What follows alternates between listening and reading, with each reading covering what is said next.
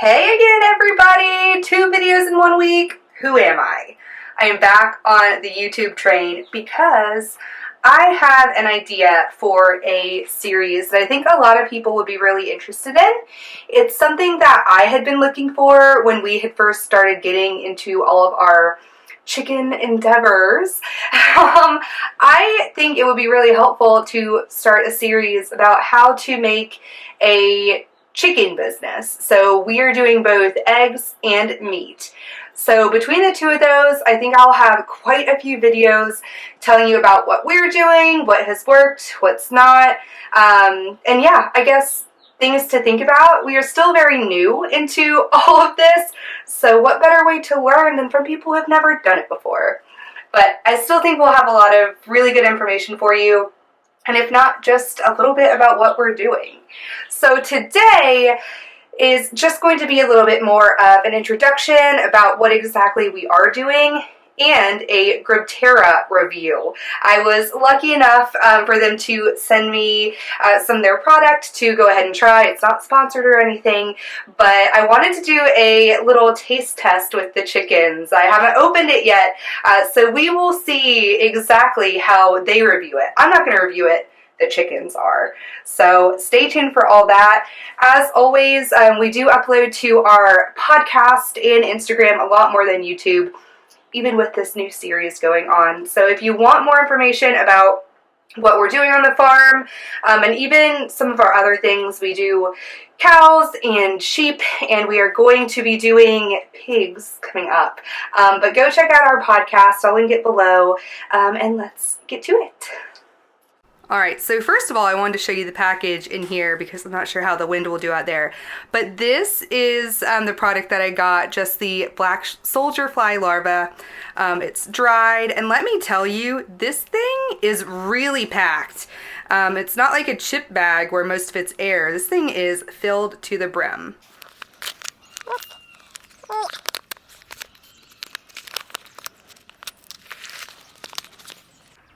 Alright. I don't think they know that I'm here for treats. Come on, guys. Come on. Oh, someone's coming out of the coop. Come on. Our rooster. Yep, here they come. Here, look.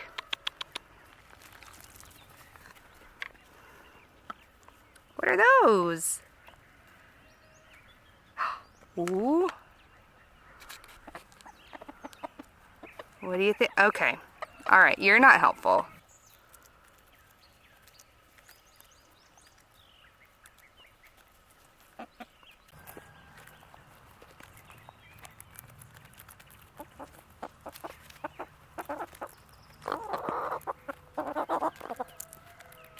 Yeah, I think that was a hit.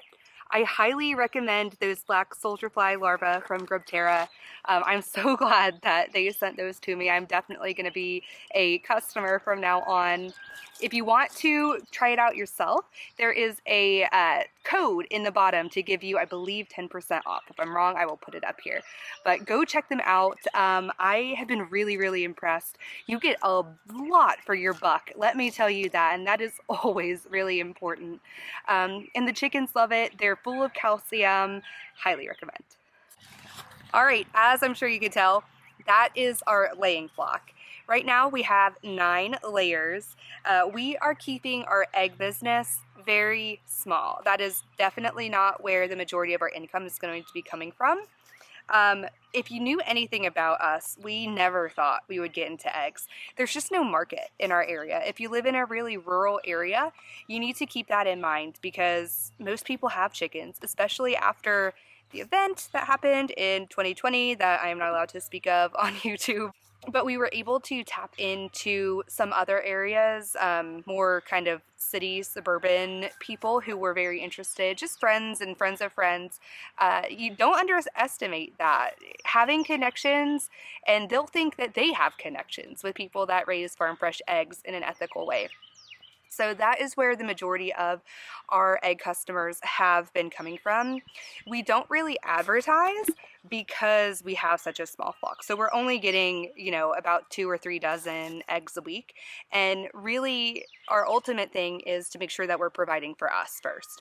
So any extras we have, we sell. Right now we have a pricing of $4 a dozen, I believe, which is not as much as a lot of people, but like I said, we just don't have the market. One thing that we do try and capitalize with our layers is that we like to have rainbow eggs, or I guess I should say I like to have rainbow eggs. I always dreamed of having a rainbow egg laying flock, and I can do a whole nother video on that. But basically we have some high production. So we have a couple leghorns who just lay white eggs, and Orpington, and just those normal production lay everyday birds. And we have really dark layers, we have blue egg layers and green egg layers, and everything in between. So that was really important to me. That's another thing that was a personal choice for us. Sorry, I'm under a tree, the lighting is very strange. But that is something to consider when you are starting a flock, is what is it that you want to do? Do you just want production, production, production, which is fine. So then you want to find breeds that are conducive to that. Do you want free rangers who are really, really good at free ranging and kind of finding their own food to cut feed costs? Look into that. So there's more than just, do they lay eggs? Yes or no, which obviously all hens do. And here is a chicken tractor that we have. So this is where our meat birds live. This is actually our very first batch of meat birds ever. Well, Cornish crosses at least. Hello. And they are everything that you hear about. They are interesting, but ours are really chill. We haven't had any problems with feet or really death or anything. They've been really, really great. We've been really happy with them. But we've had really great luck with the chicken tractor. We only have 10 in this batch right now. We pull it around about every 2 or 3 days because they haven't really been destroying the pasture. This is a huge chicken tractor. It is going to be holding, I think, 30 birds each. I'm not entirely sure. But yeah, they're pretty great. We're having really good luck with them right now. Here's a peek at the majority of our new Cornish crosses that just came in today. They're doing great. And this is only, like I said, about 1/3 of them. It's a lot of chickens. All right, now here is what we call the small coop. It is a grow out coop and a breeding pen when we need it to be. It's a little hot out today, so everyone is in the shade. But this is where we are growing out our white rocks and our Cornish roosters. So you might be wondering, what are we doing with that last batch of chickens that are in the little coop? Well, we are trying to develop our own version of a Cornish cross meat bird kind of situation. Usually Cornish crosses are a cross between a white rock and a Cornish. It is extremely hard to find Cornish chickens, for the record. I really think that people are gatekeeping them, like the hatcheries and all that. I swear it's not a conspiracy theory. It's like impossible to find the right kind.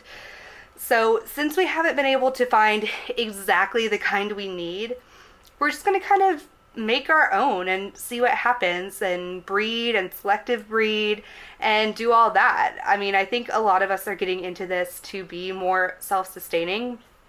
And most people, when they are doing meat birds, especially for profit, are just ordering them from hatcheries. And I will tell you, it's a lot easier and more cost effective than I had expected.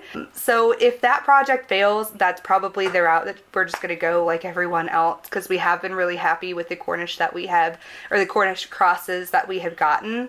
But we're just going to do an experiment. We're going to see. We're getting more infrastructure. That's very important when you're thinking about all these different endeavors. All of these different kinds of chickens are going to have to be in, they have different requirements as far as where they need to live, what they need to live, the meat birds usually are in more of a chicken tractor situation, and you have to monitor the way that they eat a lot more. And eggs, you can raise them however you'd like to. You can free range them, you can keep them in their run in their coop. You can even do tractors for them. They just need some special laying boxes. But you have to be thinking about that too, and what you're capable of in that respect as well when you're thinking about all this stuff. So that's all I'm going to go into today. This is just a little bit of an introduction for what's to come. So I think I'm going to do separate videos on what we're doing for our egg profit program, what we're doing for our Cornish cross program, and then what we're doing for our little new breeding meat chicken project. So let me know what you want in the future, and go check us out on our podcast and our Instagram. I answer all my messages on Instagram, so if you want to talk to me there or leave a comment. Thank you, and I'll see you next time. Bye.